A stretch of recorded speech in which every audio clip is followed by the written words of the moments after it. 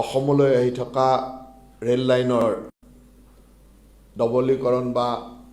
দ্বৈত লাইন কৰি থকা হৈছিলে। এই দ্বৈত লাইন কৰি থকা অৱস্থাত বিশেষকৈ আজৰা কামাখ্যা চেংচন ভায়া গোৱালপাৰা হৈ যিটো আমাৰ আজৰা কামাখ্যালৈ ৰাস্তা ৰেল লাইন আহিছে, তাৰ দ্বৈত লাইন কৰিবৰ কাৰণে কিছু ভূমিৰ প্ৰয়োজন হৈছিলে আৰু সেই ভূমি আজি অসম কেবিনেটে সেয়া চৰকাৰী ভূমি আছিল 7 বিঘা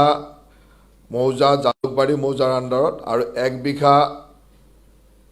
চকৰদৈ মৌজাৰ আণ্ডাৰত এই 8 বিঘা মাটি আজি অসম চৰকাৰৰ কেবিনেটে এপ্ৰুভ কৰিছে ৰেলৱে ডিপাৰ্টমেণ্টলৈকে, যাতে লাইনৰ বহলীকৰণটো হ'ব পাৰে আৰু দ্বৈত লাইন হ'ব পাৰে, যিয়ে আমাৰ যোগাযোগ ব্যৱস্থাত উন্নত কৰিব। গতিকে আজি অসম চৰকাৰে ৰেলৱে বিভাগক এই 8 বিঘা মাটি ট্ৰান্সফাৰ কৰিছে আৰু অসম চৰকাৰে দিয়াৰ কাৰণে কেবিনেটে অনুমোদন দিছে।